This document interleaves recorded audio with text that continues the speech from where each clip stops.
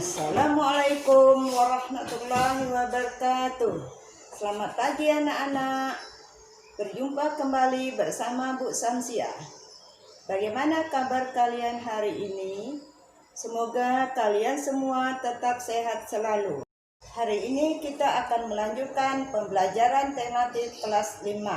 Tema 3, makanan sehat. Subtema 1, bagaimana tubuh mengolah makanan.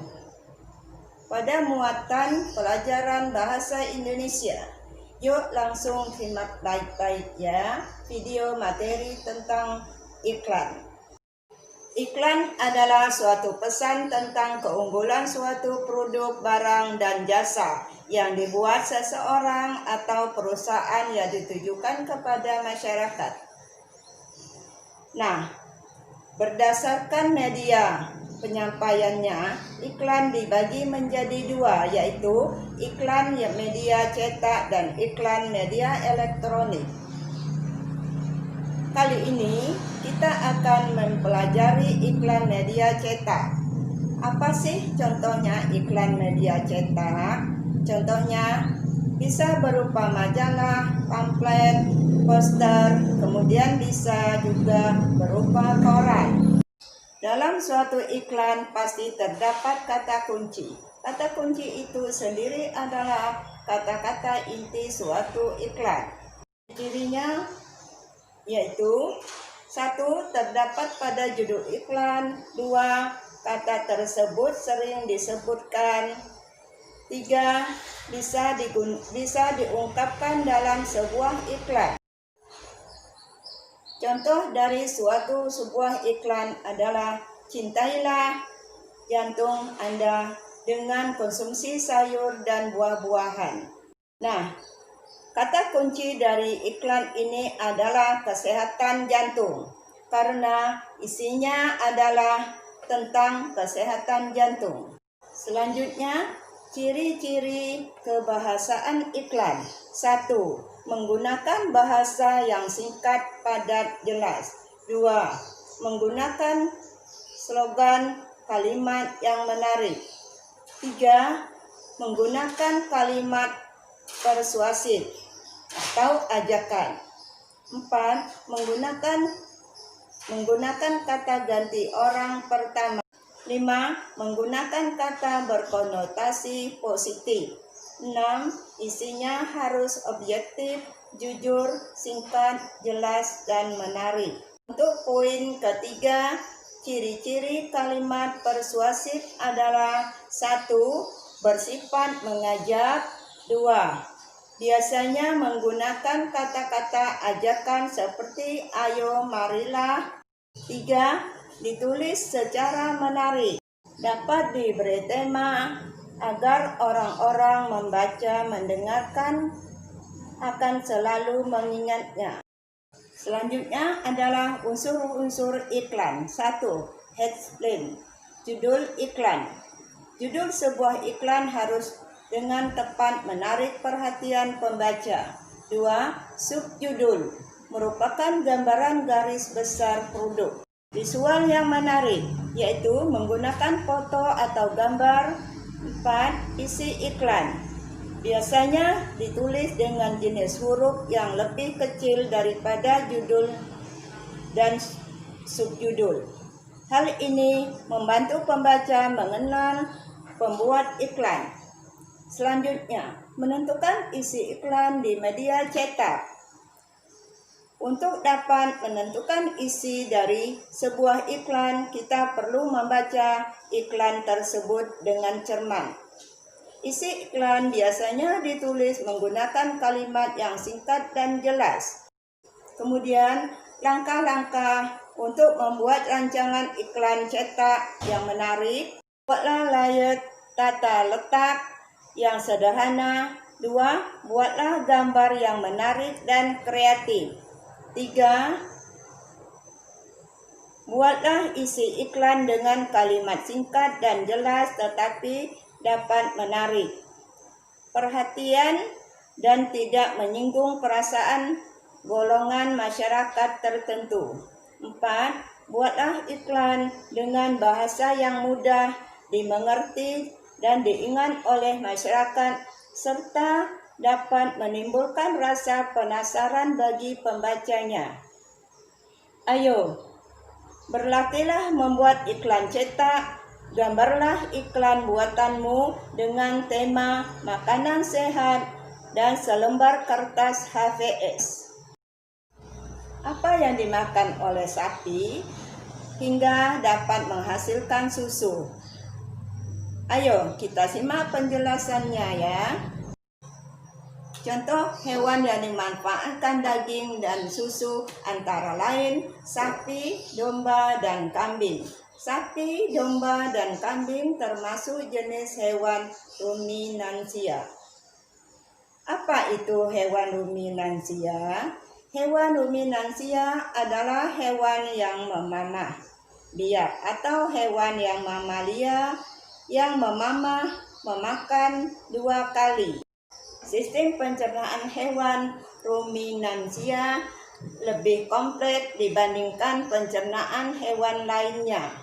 Pada hewan ruminansia terdapat 4 bagian lambung dengan fungsi yang spesifik. Selain itu, pencernaan makanan pada hewan ruminansia dibantu oleh beberapa mikrob bakteri yang protozoa. Mikrob tersebut dapat membantu pencerna rumput. Makanan seperti rumput pertama kali masuk ke dalam mulut sapi. Di dalam mulut sapi terdapat organ-organ pencernaan seperti berikut. 1. Gigi. Gigi sapi tersusun dari gigi seri yang berguna untuk memotong makanan dan gigi geraham untuk mengunyah makanan. Lidah. Lidah sapi berguna untuk merenggut rumput makanan dan mendorong makanan yang sudah dikunyah menuju ke lambung. Saliva merupakan cairan atau enzim khusus yang dihasilkan oleh kelenjar khusus pada sapi yang kemudian disalurkan ke dalam rongga mulut. Saliva berperan dan proses pencernaan kimiawi. Lambung sapi berbeda dengan lambung manusia. Ukurannya jauh lebih besar. Lambung sapi merupakan organ pencernaan yang sangat penting bagi sapi. Lambung sapi terdiri atas 4 bagian, yaitu rumen, retikulum, amasum, dan abamasum. Oleh karena itu, sapi dikatakan memiliki 4 perut. Perhatikan gambar berikut. Bisa juga kalian lihat di buku paket tema 3 halaman 7 dan 8. Bagian-bagian dari lambung sapi. Rumen adalah perut besar, retikulum adalah perut jala, abomasum adalah perut masam. Omasum adalah perut kita. Nah, anak-anak, bagaimana dengan penjelasan ibu tadi? Apakah kalian sudah bisa mengenal hewan ruminansia?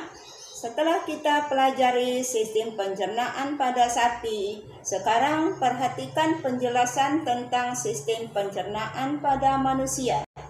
Sistem pencernaan adalah merupakan salah satu konflik yang terdapat dalam tubuh kita. Makanan yang telah dimakan akan diuraikan dalam sistem pencernaan menjadi sumber energi. Komponen menyusun sel dan jaringan serta nutrisi yang dibutuhkan oleh tubuh. Perhatikan sistem pencernaan pada manusia seperti gambar berikut. Bisa kalian lihat di buku paket tema 3 halaman 14. Urutan proses pencernaan pada manusia yaitu rongga mulut, kerongkong, lambung, usus 12 jari, usus halus, usus besar, usus proses pencernaan makanan dalam tubuh manusia terdiri atas dua macam, yaitu pencernaan secara mekanis dan pencernaan secara kimiawi. Sistem pencernaan pada tubuh manusia berfungsi untuk menghancurkan makanan yang masuk ke dalam tubuh.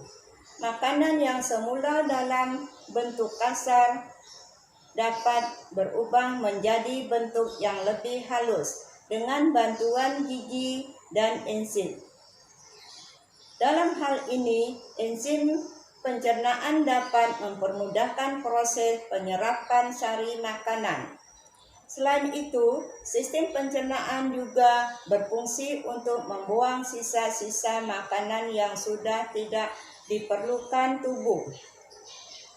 Keberadaan zat-zat sisa tersebut dapat menjadi racun bagi tubuh manusia jika tidak dikeluarkan.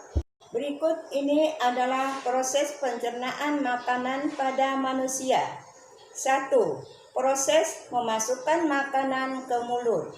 2. Proses mengunyah makanan dengan menggunakan gigi. 3. Proses menelan makanan di kerongkongan. 4. Proses pencernaan. 4. Proses pemecahan makanan dari zat yang kompleks menjadi molekul-molekul yang lebih sederhana dengan bantuan enzim yang ada di lambung. 5. Proses penyerapan sari-sari makanan yang terjadi di usus halus. 6. Proses pengeluaran sisa-sisa makanan yang sudah tidak diperlukan oleh tubuh melalui organ anus. Demikian anak-anak pembahasan pembelajaran kita hari ini. Ibu harap semoga kalian bisa menerapkan dalam kehidupan sehari-hari. Ingat ya anak-anak, selalu menggunakan masker, jangan lupa selalu mencuci tangan dan menggunakan sanitizer serta menjaga jarak. Jangan lupa tetap rajin belajar dan semangat belajarnya. Sampai berjumpa di video pembelajaran berikutnya. Wassalamualaikum warahmatullahi wabarakatuh.